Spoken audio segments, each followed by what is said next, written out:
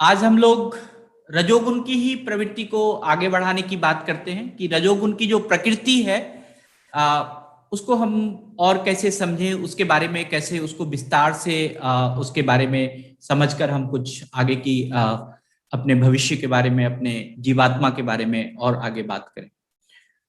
तो हमने बताया था कि रजोगुण की जो प्रवृत्ति है वह एक सूर्य के समान है। जब सूर्य की किरण इस पृथ्वी पर आती है तो बहुत सारे नए जीवन, नई ऊर्जा, नए दिन उसका संचार करती है। इसी तरह से जो ये रजो रजो प्रकृति, जो रजोगुण की जो प्रकृति हमारे जीवात्मा को जब इसके साथ साथ होता है, जब जीवात्मा इसको अंतर साथ करती है, तो हम हमेशा सूर्य के प्रकाश की तरह हो सकते हैं, सूर्य के प्रकाश की तरह हो जाते हैं। और हम हमेशा चाहते हैं कि किस तरह से हम नए भविष्य, नए जीवन, नए ऊर्जा का संचार कर सकते हैं अपने लिए, अपने परिवारजनों के लिए, अपने मित्रजनों के लिए, अपने जो भी आपके साथ लोग हैं उसके साथ। तो कभी भी आप ये देखिए कि जो ये तीनों गुण है, वेद में कभी भी इसको नेगेटिव नहीं कहा गया, क्योंकि ये तीनों गुण जो है हमारी जीवात्मा का गुण है। तो आत्मा कभी भी नेगेटिव नहीं होती है। हमारा जो शरीर है, हमारा जो मन है, वह एक अलग है और हमारी जीवात्मा अलग है। तो जब हम रजोगुण की प्रवृत्ति में प्रवेश करते हैं तो यहाँ पर जो वेद है, जो उपनिषद है, जो नचिकेता और यमराज के संवाद हैं, उसमें लिखा हुआ है कि पुरुष अलग है और प्रकृति अलग है। मतलब आप जो हैं, आपका जो शरीर है, आपका जो मन है, वह अलग है, और आपकी जो प्रकृति है वह जीवात्मा की प्रकृति होनी चाहिए। मैं बताऊंगा कि लोग बहुत सारे नेगेटिव चीजों में आ जाते हैं, आने वाले समय में हम लोग इस पे भी चर्चा करेंगे। लेकिन हमेशा जो रजोगुण की प्रकृति है उसको हम समझना चाहिए कि यहां पर हमारे पास ऐश्वर्य आता है, हमारे पास ज्ञान आता है, उसका स्वामित्व हम प्राप्त करते हैं। जब आपके अंदर रजोगुण की प्रवृत्ति आती है, रजोगुण की प्रकृति जीवात्मा को मिलती है, तो आप ऐश्वर्यवान हो जाते हैं। आप ऐश्वर्यवान का मतलब आप देने लायक हो जाते हैं, किसी को आप सहायता कर सकते हैं, किसी की आप मदद कर सकते हैं। और जो ज्ञान का स्वामित्व होना मतलब होता है कि आपको ऐसे ज्ञान पता हो जाता है जबकि आपको यह लगने लगता है कि जो आपकी जीवात्मा है वह किसी चीज से पराजित नहीं हो सकती है। मतलब आपके जीवन में जितने भी कष्ट हैं, या आपके जीवन में जो भी संघर्ष चल रहा हो, या कुछ भी इस तरह की बातें चल रही हो, तो उसको आप कभी उससे घबराएंगे नहीं। जब रजोगुण की प्रकृति आपके अंदर आएगी, तमस होगा, तो आप अंधेरे में होंगे, आप बड़े आलस्य की मुद्रा में होंगे, आप कोई पुरुषार्थ नहीं करेंगे। लेकिन रजोगुण की प्रवृत्ति में हम अपने जीवात्मा में कोई भी संघर्ष की बात करें, हम कोई भी, हमारे पास कोई भी ऐसा चीज हो, हम उससे पराजित नहीं होने की सोचेंगे। मतलब यहां पर पुरुषार्थ भी स्टार्ट हो जाता है, मतलब आपको कार्य करने की क्षमता भी स्टार्ट हो जाती है। तो रजोगुण प्रकृति को बहुत ही सहज तरीके से समझना चाहिए कि रजोगुण प्रकृति आपका ऐश्वर्य और ज्ञान लाता है, आपके अंदर पुरुषार्थ लाता है। और फिर जब जीवात्मा किसी से नहीं पराजित हो सकती है, तो वह क्या करेगी? वह कोई भी अविनय का सहन नहीं करेगी। जब कल एक बात उठी थी कि जब रजोगुण आता है तो लोग अहंकारी हो जाते हैं। अहंकारी नहीं होते, इसको अहंकार अलग तरीके से लिया जा सकता है। यहां पर अविनय की बात है कि अगर आप किसी के प्रति देख रहे हैं कि कोई कोई किसी का द्वेष कर रहा है, कोई किसी को अत्याचार कर रहा है, कोई किसी को प्रताड़ित कर रहा है, अगर आपके अंदर रजोगुण की प्रकृति होगी तो आप उसे रक्षा करेंगे, आप उसकी बचाएंगे। कोई आपको लगता है कि भूखा है, उसके साथ अविनय हो रहा है, तो आप उसकी सेवा करेंगे, आप उसको खाना देंगे। सो जब भी हम रजोगुण की संगति होती है तो हमारे अंदर मैत्री भाव, और इसके द्वारा हम लगता है कि हम एक नायक हैं, हम एक कुछ कर सकते हैं। हम, हमारे जो मित्र हैं, हमारे जो प्रजा है, हमारे जो और भी हमारे आसपास जो भी लोग हैं, हम उसकी रक्षा कर सकते हैं, हम उसके लिए कुछ कर सकते हैं। ये हमारे रजोगुण की प्रकृति है। हमें बहुत ही, क्योंकि मैं पढ़ा, बहुत सारे किताब ग्रंथों को पढ़ा, ये जो त्रिगुण है वो त्रिगुण बहुत ही अच्छे तरीके से वेद में या उपनिषद में या फिर कठोपनिषद में नचिकेता और यम के संवाद में बताया गया। लेकिन बाद बाद में उसके बाद जो भी किताबें आई, थोड़ा सा उसको नेगेटिव पोर्ट्रेट किया गया है तीनों गुणों को। हम तीनों गुणों को नेगेटिव पोर्ट्रेट नहीं करें। जो तमोगुण है, रजोगुण है, सतोगुण है, वो बहुत ही अच्छा गुण है। अगर हम इसको धारण करें तो इसका अर्थ है कि अध्यात्म में जो रजोगुण है वह आपके देह पर विजय प्राप्त करने का गुण है। आपका जो आत्मा है, जो आपकी जीवात्मा है, वह आपके देह पर विजय प्राप्त कर जाता है। मतलब आपके मन आपको कहेगा कि नहीं नहीं, हम अगर किसी को 2 रुपए दे देंगे तो हम तो गरीब हो जाएंगे, हमारे पैसे चले जाएंगे, हम किसी को मदद नहीं कर सकते, अरे हम क्यों किसी की मदद करें, हम कौन करने वाले होते हैं। ये जो हमारी नेगेटिविटी है वो दूर होती है, हम देने लायक बनते हैं। हम चाहे वो ज्ञान दें, चाहे वो किसी को हम ऐश्वर्य दें, किसी को धन दें, किसी को हम वचन से मदद करें, किसी से अच्छा बातचीत करके मदद करें, किसी को उपदेश से मदद करें, मीन्स आपको मदद करने की इच्छा हो जाती है, जिससे क्या होता है, जो शरीर है या जो आपका मन है उसकी जो नेगेटिविटी है वो दूर होती जाती है। और रजोगुण जो है वो पहली प्रक्रिया है कि आप अपनी आत्मा से साक्षात्कार हो सकते हैं, आप अपने अंतर मन से साक्षात्कार हो सकते हैं, आप अपनी जीवात्मा को समझ सकते हैं कि हमें करना क्या। तो यानी शरीर के बाहर जो स्वयं का जो लोभ है, मोह है, वो शून्यता का आभास हो जाता है कि आपको लोभ, मोह, माया, इन सब चीज की शून्यता का आभास होगा और सिर्फ आपको आत्मीयता का आभास रहेगा कि हम एक दूसरे को सहयोग करें।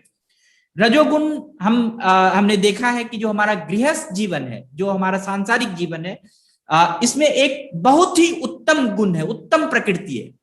अगर रजोगुण की प्रकृति है तो आप बहुत बड़े रक्षक हैं। जो हम लोग इस सांसारिक गृहस्थ जीवन में जो भी चीज कर रहे हैं, जो भी लीला कर रहे हैं, जो भी कार्य कर रहे हैं, जिसकी जो भी कर्म करने की प्रक्रिया है, कल बहुत अच्छे से गुप्ता सर ने कर्म के बारे में बताया कि जो भी हम कर्म कर रहे हैं वह गृहस्थ जीवन का जो कर्म है वो सबसे उत्तम कर्म है। और इस उत्तम कर्म में आपको क्या लगता है कि आप किसी का रक्षक बन सकते हैं।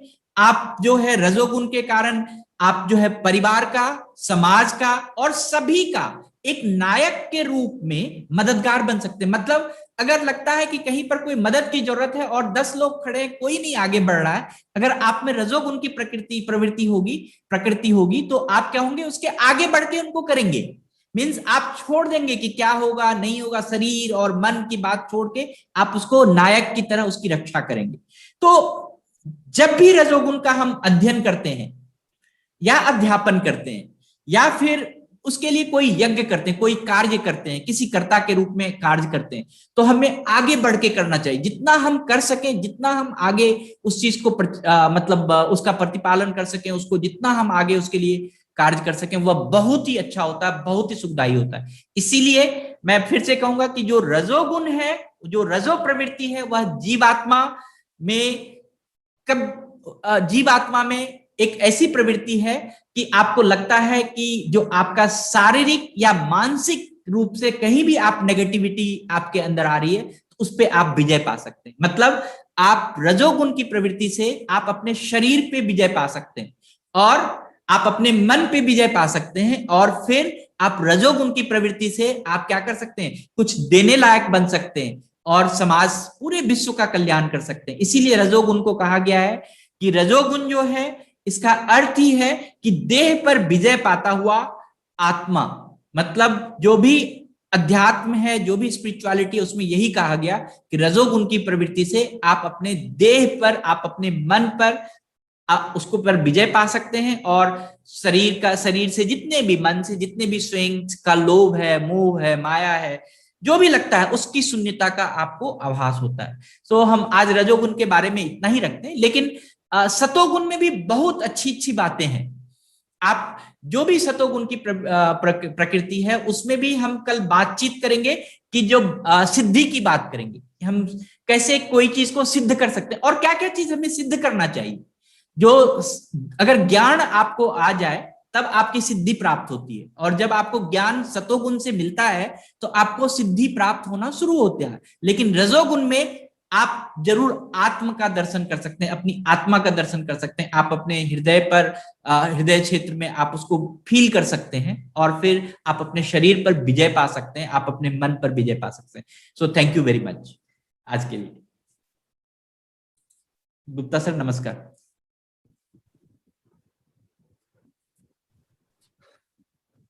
नमस्कार सर। सर आज का जो कथन है ना, मैं एक छोटी सी पहेली के साथ में शुरू करना चाहता हूँ कि मेरे पास में भी 1 रुपया है, आपके पास में भी 1 रुपया है। मैंने अपना 1 रुपया आपको दे दिया, आपने अपना 1 रुपया मेरे को दे दिया, तो कितने रुपए हुए? 2 रुपए। 2 रुपए कैसे हुए भाई? 1 रुपया मैंने आपको दिया, आपने मेरे को दे दिया, तो आपके पास में भी एक ही रहा, मेरे पास में भी एक ही रहा। और इसके विपरीत मेरे पास में एक अच्छा विचार है, आपके पास में एक अच्छा विचार है, हमने उन विचारों का आदान प्रदान कर दिया। मैंने अपना अच्छा विचार आपको दे दिया, आपने अच्छा विचार मेरे को दे दिया, तो वो विचार डबल हो गए। तो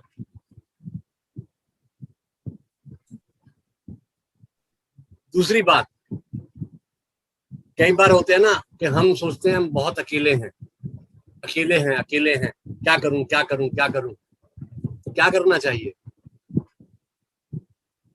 जब आप अकेले महसूस हो, अकेलापन महसूस हो या अकेले हो, तो क्या करना चाहिए?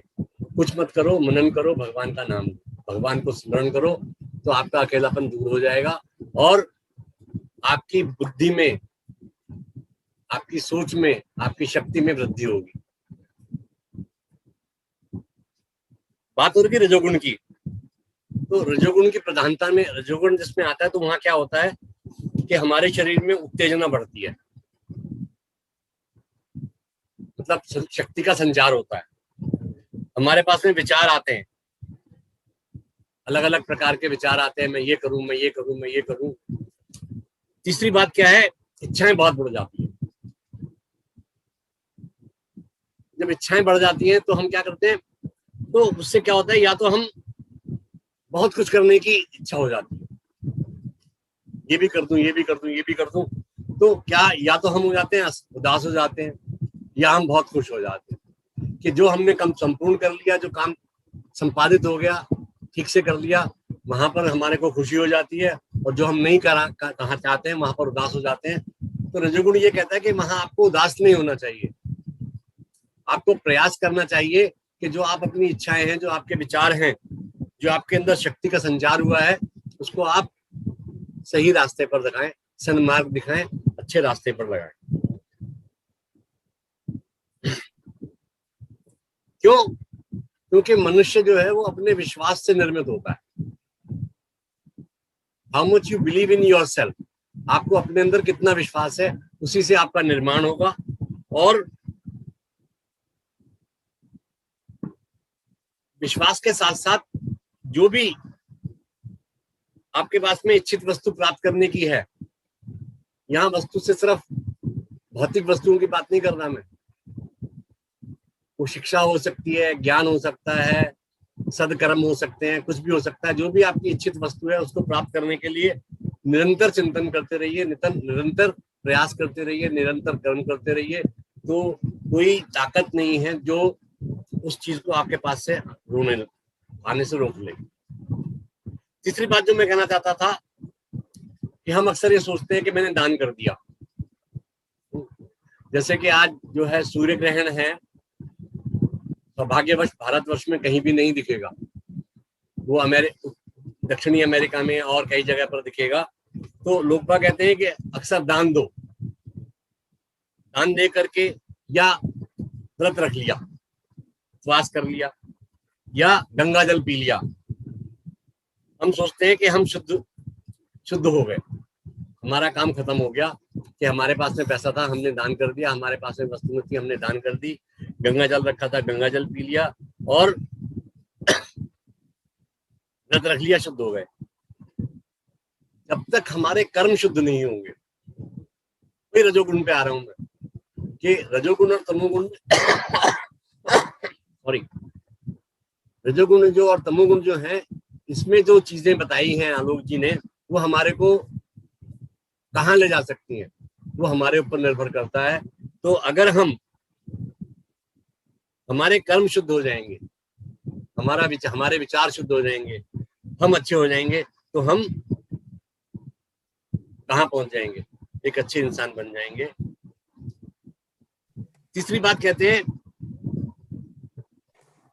देवता, ब्राह्मण, गुरु और ज्ञानी की पूजा, पवित्रता, नम्रता, ब्रह्मचर्य, अहिंसा, ये शारीरिक तप है।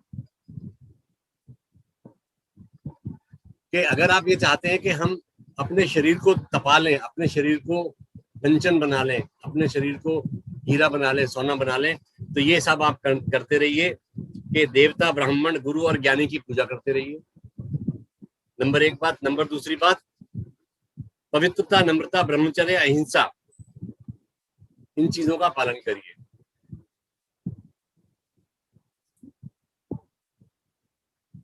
तो रजोगुण और तमोगुण जो है ना, का नाश करने वाला निष्काम कर्म और तप है। अगर आप ये चाहते हैं कि आपके अंदर तमोगुण और रजोगुण हावी ना हो, तो क्या करना पड़ेगा? आपको निष्काम करना पड़ेगा, निष्काम कर्म करना पड़ेगा, अच्छे कार्य करने पड़ेंगे, उनको अच्छे रूप से लगाना पड़ेगा। जैसे अभी आलोक जी कह रहे थे कि आपके पास में बहुत धन है, तो आप जिनको आवश्यकता है उनको दीजिए, बहुत सारे वस्त्र हैं जिनको आवश्यकता है उनको दीजिए, बहुत सारा अन्न खाने के लिए। तो ये सब चीजें होना रजोगुण का प्रतीक है। और जब आप इनको देने पड़ते हैं तो आप क्या कर रहे हैं? निष्काम कार्य कर रहे हैं। तो आप इन सब चीजों से मुक्ति पा सकते हैं। धन्यवाद। Thank you. आज ऐसे बट सावित्री व्रत है, और बट सावित्री व्रत में 1 सेकंड लूंगा, बस 1 मिनट लूंगा। ये एक पौराणिक और प्राचीन कथा है, जिसके अनुसार हम जानते हैं कि जो देवी सावित्री थी, वो उनका जो विवाह हुआ था वो सत्यवान के साथ हुआ था। और उसमें कहा गया है कि सत्यवान जो है वो अल्प आयु पति थे। उसके भाग्य में लिखा हुआ था कि जब भी सत्यवान की शादी होगी तो सावित्री और सत्यवान दोनों के ही भाग्य में ये लिखा हुआ था कि एक जो पति है वह मर जाएगा, या उसकी जो है कि देहावसन हो जाएगा, वह देहांत हो जाएगा। तो फिर भी सावित्री ने उसी पति को चुना, जानते हुए भी उसी पति को चुना। और विवाह के कुछ समय के बाद जो है अल्पायु होने के कारण जो है सत्यवान की मृत्यु हो जाती है, और सावित्री उसको एक किसी बट वृक्ष के पास बैठी रहती है। उसको उसके मृत शरीर को, पति के सिर को अपने गोद में लिटाकर वह बैठी रहती है। थोड़ी देर बाद जो है वहां पर यमदूत आते हैं, और यमदूत आकर कहते हैं कि जो है हम मृत सत्यवान को हम लेने आए, उनकी या आत्मा को हम लेने आए। तो जब वो जो यमदूत था उनसे जब सावित्री का वार्तालाप होता है, तो वो यमदूत को अपने पति का जो है आत्मा नहीं देती है, कहती है नहीं हम नहीं देंगे। फिर उसके बाद यमराज को खुद वहां आना होता है। यमराज जब देखते हैं तो सावित्री की जो पति भक्तता थी, जो एक डेडिकेशन था कि हम किस तरह से अपने पति के लिए, पति प्रेम या पति के प्रति किस तरह से हम न्यौछावर हैं, उसके लिए आज तक उसने, यमराज ने देखा कि ऐसी पतिव्रता नारी को हमने कभी नहीं देखा। तो यमराज जो है उस पतिव्रता के धर्म को समझकर और उसके पति को, सत्यवान को वापस कर देते हैं, उनके आत्मा को फिर से वह नहीं ले जाते हैं। तो मेरा यह कहना है यहाँ पर कि यह भी एक रजोगुण की प्रवृत्ति है। अगर आपके पास कुछ है, आप अगर धनवान हैं या धर्मवान हैं या आध्यात्मिक हैं, तो आप अगर जो चीज करना चाहेंगे, अगर इवन की किसी आत्मा को भी अगर आपको लगता है कि हमारी प्रिय आत्मा है, हमारे लिए हम इसको नहीं अपने पास से दूर जाना देना चाहेंगे, तो आप तभी भी वहां भी आप यमराज से भी लड़ सकते हैं, तो मृत्यु से भी लड़ सकते हैं। तो इस तरह से अगर रजोगुण की प्रवृत्ति है, तो मुझे बस जस्ट एक बैठे बैठे अभी याद आया कि सत्यवान और सावित्री के भी कथा में मैंने देखा कि यहाँ पर रजोगुण की प्रकृति थी सावित्री में, जिसके कारण कि सत्यवान को उसने यम के पास से भी वापस कर लिया। तो बहुत सारी ऐसी कथाएं हैं, बहुत सारे ऐसे चीजें जहां पर आपको रजोगुण के बारे में बहुत सारा चीज मिलेगा। So thank you. किसी के पास कोई ग्रेटिट्यूड हो, कोई धन्यवाद हो, तो आप दे सकते हैं। मैंने आपका माइक अनम्यूट कर दिया है, तो अगर आपको लगता है कि किसी को कोई धन्यवाद देना है, किसी के लिए कोई थैंक यू बोलना है, तो बोल सकते हैं। Thank you. Thank you. और किसी को कोई थैंक यू बोलना हो? कोई स्पेशल विशेष धन्यवाद है किसी के लिए? ओके। तो मैं धन्यवाद देता हूं आप सभी को, और खास करके आज जो है बट सावित्री व्रत है, मेरे दिमाग में ये बात आई, तो मैं जितने भी पत्नियां हैं, पतिव्रता पत्नियां हैं, सबको कोटि कोटि नमन, सबको कोटि कोटि धन्यवाद कि वह अपने घर के लिए, परिवार के लिए, अपने पति के लिए बहुत ही वह डेडिकेटेड भाव से काम करती हैं। डेडिकेटेड, उसमें आध्यात्मिक भाव होता है। तो उस आध्यात्मिक भाव के लिए, उस डेडिकेशन के लिए आप सभी पत्नियों को, जो जो जितने भी हैं, सभी को बहुत बहुत धन्यवाद। किसी के पास कोई प्रश्न है? कोई प्रश्न है किसी के पास तो आप बोल सकते। किसी के पास कोई प्रश्न है? Okay, so thank you very much. हम लोग फिर कल मिलते हैं। धन्यवाद। Thank you. Thank you.